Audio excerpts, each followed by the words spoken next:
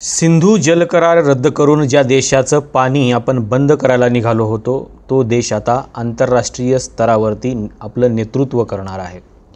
United nations ऑर्गनायझेशनच्या security काउन्सिलच्या अध्यक्षपदाची संधी पाकिस्तान या देशाला मिळालेली आहे आणि जुलै महिन्यामध्ये जेवढे काही मुद्दे युनायटेड नेशन्स ऑर्गनायझेशनच्या समोर येणार आहेत त्या मुद्द्याचं अध्यक्षपद किंवा त्या चर्चेचं अध्यक्षपद हे पाकिस्तानकडे गेलेलं आहे। युनायटेड नेशन्स ऑर्गनायझेशनच्या सिक्युरिटी काउन्सिलमध्ये जवळपास 5 देश हे स्थायी सदस्य आहेत आणि 8 देश हे अस्थायी सदस्य आहेत। त्याच्यामध्ये भारत आणि पाकिस्तान या दोन्ही देशांचा समावेश आहे। युनायटेड नेशन्स ऑर्गनायझेशनमध्ये भारताला स्थायी सदस्यत्व मिळावं यासाठी मागच्या 75 वर्षापासून आपण प्रयत्नात आहोत, पण आपल्याला ते स्थायी सदस्यत्व मिळत नाही। अलीकडच्या कालखंडामध्ये भारत पाकिस्तानचं युद्ध झाल्यानंतर म्हणजेच ऑपरेशन सिंदूरनंतर भारताने आंतरराष्ट्रीय स्तरावरती आपला दबाव वाढवण्याचा प्रयत्न केला होता आणि पाकिस्तानचं पाणी बंद करण्याचा निर्णय घेतलेला होता। सिंधू जलकरार रद्द करून भारताचं आणि पाकिस्तानचं जे काही पाणी आहे हे पाकिस्तानला जाणारं पाणी थांबवण्याचा आणि पाकिस्तानचं पाणी बंद करण्याचा निर्णय भारताने घेतला होता। याच्या पुढे जाऊन पाकिस्तानने इंटरनॅशनल मॉनिटरी फंडाकडे जे काही कर्ज मागितलं होतं ते कर्ज देखील थांबवण्याचा प्रयत्न आपण केला, पण त्या कर्जाला थांबवण्यामध्ये देखील आपल्याला अपयश मिळालं।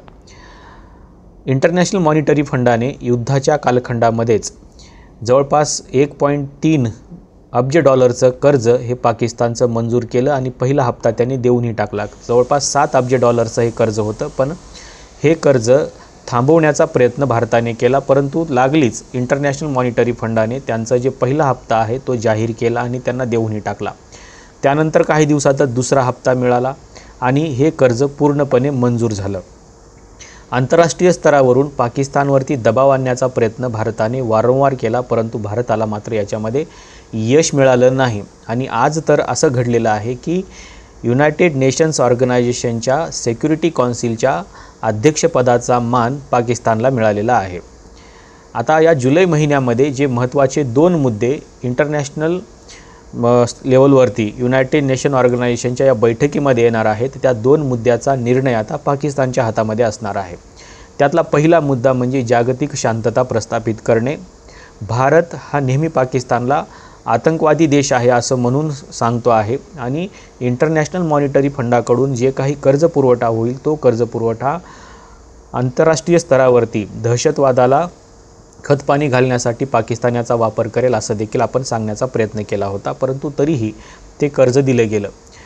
पाकिस्तानचा चेहरा हा दहशतवादाचा चेहरा आहे, हा सगळ्या जगाला माहिती आहे आणि भारताने देखील तो चेहरा पुढे आणण्याचा प्रयत्न केलेला आहे। पण तरीही जागतिक स्तरावरती शांतता प्रस्थापित करण्याचं जे नेतृत्व आहे ते नेतृत्व पाकिस्तानकडे गेलेलं आहे आणि हा सगळ्यात मोठा जोक आहे असं समजलं जातं आहे। जो देश ज्याचा चेहरा दहशतवादाचा चेहरा आहे तोच देश आता दहशतवाद संपवण्यासाठी आणि जागतिक शांतता प्रस्थापित करण्यासाठीच्या बैठकीचं नेतृत्व करणार आहे।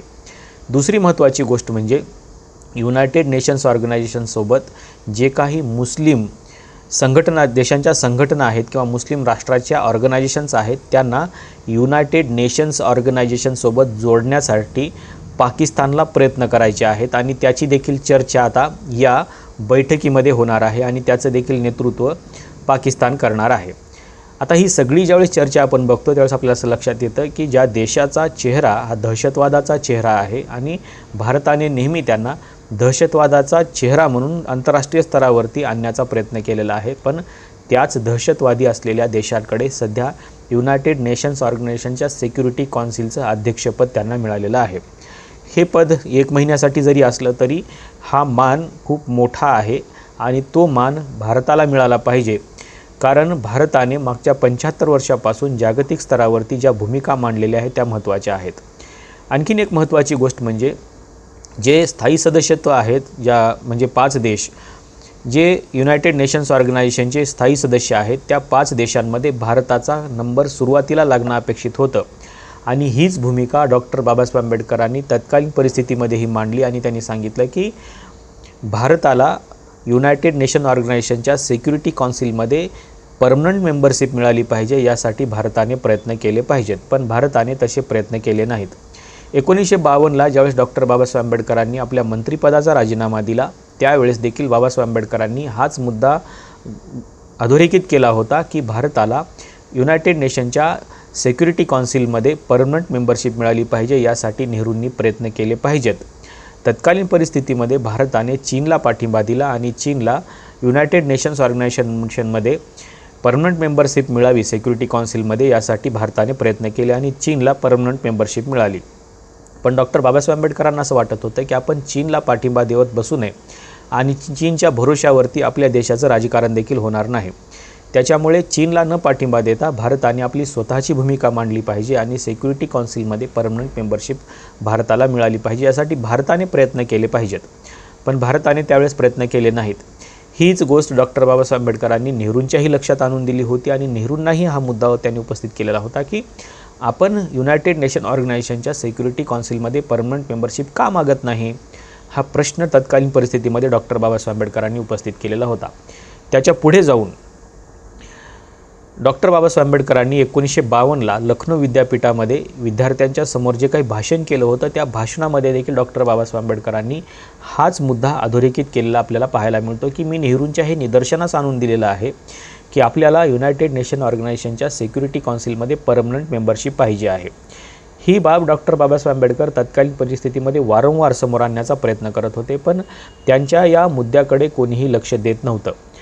त्यानंतर पंडित जवाहरलाल नेहरूंनी डॉक्टर बाबासाहेब आंबेडकरांच्या बाबतीमध्ये ज्यावेळेस त्यांनी आपल्या मंत्रिपदाचा राजीनामा दिला त्यानंतर नेहरूंनी हा मुद्दा उपस्थित केला की जर डॉक्टर आंबेडकरांना असं वाटत होतं तर त्यांनी ही बाब माझ्या लक्षात आणून का नाही दिली. त्यावेळेस डॉक्टर बाबासाहेब आंबेडकरांनी सांगितलं की मी तुमच्या लक्षातही आणून दिली आणि मला त्यावरती कामही करायचं होतं, पण मी घटनेच्या मसुदा समितीच्या कामामध्ये बिझी असल्यामुळे मला ते करता आलं नाही. पण येणाऱ्या कालखंडामध्ये आपण हा मुद्दा पुढे लावून धरला पाहिजे आणि युनायटेड नेशन ऑर्गनायझेशनच्या सिक्युरिटी काउन्सिलमध्ये आपल्याला स्थायी सदस्यत्व कशा प्रकारे मिळेल याचा विचार आपण केला पाहिजे आणि आपण सिक्युरिटी काउन्सिलमध्ये परमनंट मेंबरशिप मिळवली पाहिजे.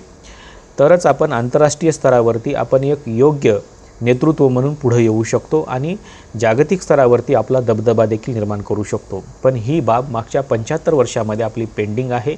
आपण सातत्याने रशियाच्या भूमिकेकडे लक्ष देऊन आहोत, कारण रशिया हा एकमेव देश असा आहे जो आपल्याला प्रत्येक वेळी पाठिंबा देत आलेला आहे. इतर जे काही 5 देशापैकी 4 देश आहेत ते देश आपल्याला कधीही पाठिंबा देताना आपल्याला पाहायला मिळालेले नाहीत. त्याच्यामध्ये फ्रान्स असेल, चीन असेल, अमेरिका असेल, या कुठल्याही देशाने आपल्याला पाठिंबा दिलेला नाही. फक्त रशिया हा सातत्याने आपल्या पाठीशी उभा राहिलेला देश आहे.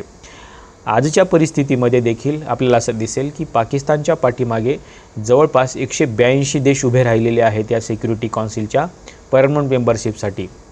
म्हणजे 182 देशांनी पाकिस्तानला या सिक्युरिटी काउन्सिलच्या अध्यक्षपदाचा मान मिळावा यासाठी पाठिंबा दिलेला आहे. 182 देशाच्या पाठिंबाने पाकिस्तान हा देश युनायटेड नेशन ऑर्गनायझेशनच्या सिक्युरिटी काउन्सिलचा अध्यक्ष आता झालेला आपल्याला पाहायला मिळतो. जुलै महिन्यामध्ये येणारे सगळे मुद्दे हे आता कोण सोडवणार आहे तर ते पाकिस्तान सोडवणार आहे. याच दरम्यान आपला जो काही सिंधू जल करार होता त्या जल कराराचा मुद्दा देखील शांततेच्या मुद्द्यामध्ये म्हणजे जो काही पहिला मुद्दा आहे त्या मुद्द्यामध्ये येण्याची शक्यता आहे आणि या जल कराराचा मुद्दा देखील पाकिस्तानच सोडवणार आहे आणि तो देखील मुद्दा तिथे चर्चेला येणार आहे. भारत जास्तीत जास्त काय करू शकतो या मुद्द्याच्या अनुषंगाने किंवा हा मुद्दा जर समजा आंतरराष्ट्रीय शांततेच्या अनुषंगाने जर चर्चेला आलाच तर भारत फक्त एवढंच करू शकतो की भारत यावरती मोठ्या प्रमाणामध्ये नाराजी व्यक्त करू शकतो. याच्या पलीकडे भारताकडे काहीही राहिलेलं नाही. त्याच्यामुळे आपण विचार केला पाहिजे की आपण आपली पॉलिसी ठरवली पाहिजे. भारताला आंतरराष्ट्रीय जे काही पॉलिसी आवश्यक असते ती पॉलिसी अजूनही नाही. त्याच्यामुळे आपण योग्य अशी पॉलिसी ठरवली पाहिजे आणि सिक्युरिटी काउन्सिलमध्ये आपल्याला परमनंट मेंबरशिप कशा पद्धतीने मिळेल याचा देखील विचार केला पाहिजे. आपल्याला नेमकं युनायटेड नेशन ऑर्गनायझेशनच्या सिक्युरिटी काउन्सिलच्या या पूर्ण प्रक्रियेबद्दल जिथे पाकिस्तानला अध्यक्ष केलेलं आहे आणि भारताला बाजूला ठेवलेलं आहे या पूर्ण प्रक्रियेबद्दल आपल्याला नेमकं काय वाटतं हे सांगायला विसरू नका. आजच्या व्हिडिओमध्ये आपण इथेच थांबूया. धन्यवाद.